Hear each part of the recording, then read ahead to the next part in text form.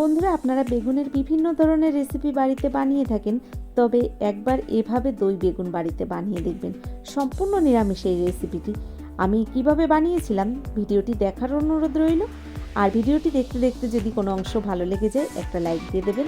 যারা এখনও চ্যানেলটিকে সাবস্ক্রাইব করেননি অবশ্যই আমার চ্যানেলটিকে সাবস্ক্রাইব করে আমার পাশে থেকে যাবেন। তো চলুন কী করে রান্নাটা করলাম দেখে নিন।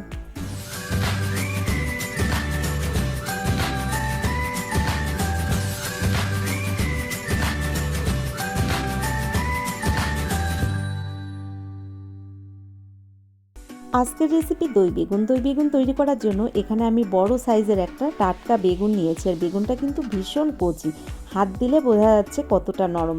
আর বেগুন যদি এরকম নরম থাকে তাহলে বোঝা যায় বেগুন ভীষণ কচি থাকে। তো আমি বেগুনটাকে প্রথমেই কেটে নিচ্ছি। আপনারা আপনাদের পছন্দ মতো শেপেই বেগুনটা কেটে নিতে পারেন। তো আমি এরকম রিং রিং শেপেই বেগুনটাকে কেটে নিয়েছি। একটু মোটা মোটা করেই বেগুনটাকে আমি কেটে নিচ্ছি। তো বন্ধুরা, আমি বেগুনটাকে কেটে নিয়ে আবার ফিরে আসছি। নমস্কার বন্ধুরা, আশা করছি হয়তো সকলেই ভালো আছেন। টিয়ার রান্নাঘর থেকে আমি তন্দ্রা আজ আবার নিয়ে এলাম নতুন একটা রেসিপি। আজ তৈরি করে দেখাবো দই বেগুন বা বেগুন সুন্দরী। কী করে এই রান্নাটা করলাম সম্পূর্ণ ভিডিওটি দেখুন, তাহলে বুঝতে পারবেন। বেগুনটাকে তো আমি কেটে নিয়েছি, এবার জল দিয়ে ভালো করে ধুয়ে নিচ্ছি। বন্ধুরা, বেগুনের এই রেসিপিটি ভাত রুটি পরোটা সব কিছুর সঙ্গে দারুণ জমে যায়। বেগুনের যে কোনো রেসিপি ভাত রুটি পরোটা সব কিছুর সঙ্গেই কিন্তু ভীষণ ভালো লাগে খেতে। তবে এই রেসিপিটি কিন্তু আরও বেশি ভালো লাগে। আপনারা একবার বাড়িতে এভাবে বানিয়ে দেখবেন, তাহলে বুঝতে পারবেন। এখানে দেখুন বেগুনগুলোকে ধুয়ে নেওয়ার পরে এর মধ্যে দিয়ে দিলাম স্বাদ মতো লবণ হলুদ। লবণ হলুদটা দেওয়ার পরে বেগুনগুলোর গায়ে ভালো করে আমি এই লবণ হলুদটাকে মাখিয়ে দিচ্ছি। তো হাত দিয়ে দেখুন লবণ হলুদটা বেগুনের গায়ে সুন্দর করে মাখিয়ে নিচ্ছি। লবণ হলুদটা বেগুনের গায়ে আমি সুন্দর করে দেখুন মাখিয়ে নিচ্ছি। আর এরপরে একটা মশলা রেডি করে নেব। আমি এই রেসিপিটি সম্পূর্ণ নিরামিষভাবে করছি, আপনারা চাইলে কিন্তু এখানে পেঁয়াজ রসুনও ব্যবহার করতে পারেন।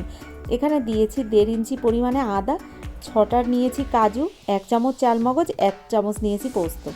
মশলাটাকে এদিকে বেটে নিয়েছি। আর এবার চলে এলাম রান্নার কাছে। কড়াইতে দিয়ে দিলাম পরিমাণ মতো সাদা তেল। সাদা তেলেই আজ রান্নাটা করব। তেলটাকে সুন্দর করে গরম করে নিয়েছি। এবার এর থেকে আমি বেগুনগুলোকে এই তেলের মধ্যে এক এক করে ভেজে নিচ্ছি। তবে একবারে আমি সব বেগুন কড়াইয়ের মধ্যে দেব না। এখানে 6 পিস বেগুন হয়েছে, 3 পিস বেগুন আমি প্রথম ভেজে নিচ্ছি, বাকি 3 পিস বেগুন আমি পরে ভেজে নেব। আর আমি এখানে গোল গোল শেপে বেগুনগুলো কেটে নিয়েছি। আপনারা চাইলে কিন্তু বেগুনটাকে লম্বাভাবেও কেটে নিতে পারেন। আপনাদের পছন্দ মতোই আপনারা কেটে নিতে পারেন। দেখুন এখানে বেগুনগুলো এক পিঠ ভাজা হয়ে গেছে, আমি অপর পিঠটাও সুন্দর করে ভেজে নেব এবার।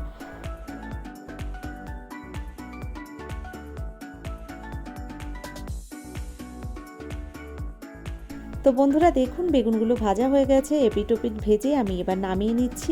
এই বেগুনগুলো নামিয়ে নেওয়ার পরে বাকি বেগুনগুলোও কিন্তু আমি ভেজে নেব। তবে কড়াইতে আরেকটু তেল দিয়ে দেবো এরপরে, কারণ তেলের পরিমাণটা কম হয়ে গেছে। আর একটু তেল দেওয়ার পরে বেগুনগুলো দিয়ে দিলাম কড়াইয়ের মধ্যে। আর এই বেগুনগুলোও ভেজে নিয়ে এবার আমি রান্নাটা করব। তো দেখুন এখানে আমি বাকি বেগুনগুলোও কিন্তু এক এক করে ভেজে নিচ্ছি। বেগুনগুলো ভেজে নামিয়ে নেওয়ার পরে যে তেল রয়েছে ওই তেলের মধ্যেই রান্নাটা করব। দিয়ে দিলাম ফোড়নে কিছুটা কালো জিরে, আর দিয়ে দিচ্ছি একটা তেজপাতা। ফোড়নটাকে একটু ভেজে নেওয়ার পরে এর মধ্যে বেটে রাখা মশলাটা এবার দিয়ে দেব। এখানে বেটে রাখা মশলার মধ্যে রয়েছে আদা, চারমগজ, পোস্ত আর কাজু। আপনাদের দেখিয়েছিলাম সেই মশলাটাই আমি এখানে দিয়ে দিলাম। মশলাটাকে দেওয়ার পরে এভাবে নেড়ে চেড়ে আমি মশলাটাকে একটু কষিয়ে নেব। তো এখানে মশলাটাকে আমি কষিয়ে নিচ্ছি। আর মশলাটা থেকে আস্তে আস্তে দেখবেন তেল ছাড়তে শুরু করেছে।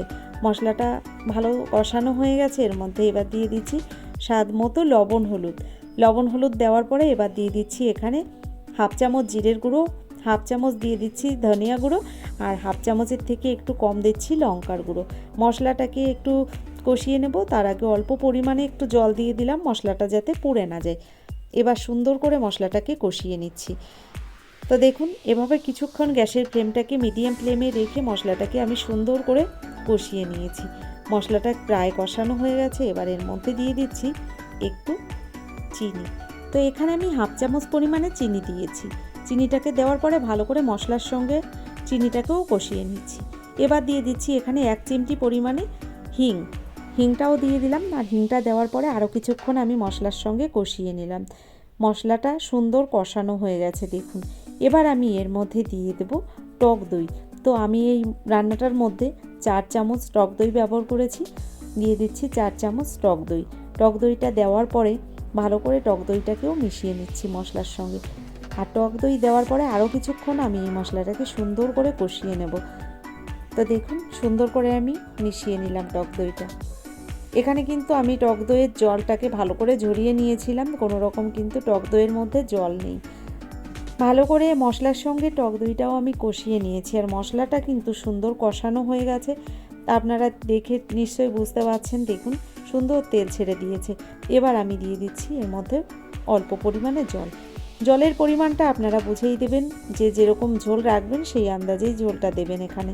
তো আমি অল্প পরিমাণেই জলটা ব্যবহার করেছি। এখানে ছোট্ট একটা বাটির 2 বাটি পরিমাণে জল দিয়েছি। জলটা দেওয়ার পরে মশলার সঙ্গে সুন্দর করে মিশিয়ে দিলাম, আর এভাবে ঝোলটাকে সুন্দর করে এবার ফুটিয়ে নেব। তো দেখুন জলটা দেওয়ার পরে সুন্দর ঝোলটা কিন্তু ফুটে উঠেছে। এবার আমি এর মধ্যে দিয়ে দিচ্ছি কয়েকটা চেরা কাঁচা লঙ্কা। যেহেতু রান্নার মধ্যে আমি কিন্তু একদম অল্প পরিমাণে একটু শুকনো লঙ্কা গুঁড়ো ব্যবহার করেছিলাম, তাই এখানে দিয়ে দিলাম কয়েকটা চেরা কাঁচা লঙ্কা। আর এই কাঁচা লঙ্কাটা দিলে এত সুন্দর একটা ফ্লেভার হয় রান্নাটায়, তাই আমি কাঁচা লঙ্কাটা দিয়ে দিলাম এখানেই। ভালো করে আরও কিছুক্ষণ ঝোলটাকে ফুটিয়ে নিয়েছি, আর ঝোলটা কিন্তু অনেকটাই কমে গেছে দেখুন। দেখুন এবার আমি এর মধ্যে ভেজে রাখা বেগুনগুলো এক এক করে দিয়ে দিচ্ছি। তো বেগুনগুলো দেওয়ার পরে স্প্যাচুলার দিয়ে সুন্দর করে বেগুনগুলোকে আমি উল্টে পাল্টে এই দইয়ের সঙ্গে একটু রান্না করে নিচ্ছি। দেখুন আমি উল্টে দিলাম, যাতে এপিট ওপিট সব পাশে কিন্তু এই দইয়ের গ্রেভিটা সুন্দর মেখে যায়। তো এখানে গ্যাসের ফ্লেমটাকে মিডিয়াম ফ্লেমে রেখে আমি আরও 2 মিনিট রান্না করে নেব। আর আপনারাই দেখুন গ্রেভিটা কিন্তু অনেকটা ঘন হয়ে গেছে, আর খুব একটা কিন্তু এখানে গ্রেভি নেই। তো বন্ধুরা, আমার এই দই বেগুনের রেসিপিটি আপনাদের কেমন লাগলো অবশ্যই সেটা লিখে আমাকে জানাবেন। যদি আমার এই ভিডিওটি ভালো লেগে থাকে, এখনও একটা লাইক দিতে ভুলে গেছেন, তো একটা লাইক দিয়ে যারা এখনও চ্যানেলটিকে সাবস্ক্রাইব করেননি, অবশ্যই আমার চ্যানেলটিকে সাবস্ক্রাইব করে আমার ভিডিওর পাশে থাকা বেল আইকনটি ক্লিক করে নোটিফিকেশানটা অল করে দেবেন। তাহলে আমার ভিডিওর নোটিফিকেশানটা আপনার কাছেই পৌঁছে যাবে সবার আগে, আর আপনি আপনার টাইম মতোই আমার ভিডিওটা দেখে নিতে পারবেন। তো দেখুন রান্নাটা হয়ে গেছে। নামিয়ে নেওয়ার আগে আমি ওপর দিয়ে কিছুটা ধনেপাতা কুচি ছড়িয়ে দিলাম, আর এবার আমি গ্যাসটাকে বন্ধ করে দিচ্ছি। তো বন্ধুরা রান্নাটা হয়ে গেছে, এবার আমি নামিয়ে নিচ্ছি। আর গরম গরম ভাত, রুটি, পরোটা যা কিছুর সঙ্গেই খান না কেন এতটা সুন্দর লাগবে কি বলবো। তো আজকের মতো এই পর্যন্তই। পরবর্তী ভিডিও নিয়ে আবার চলে আসব।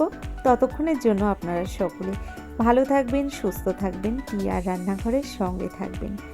অসংখ্য ধন্যবাদ এতক্ষণ ধরে আমার ভিডিওটা দেখার জন্য।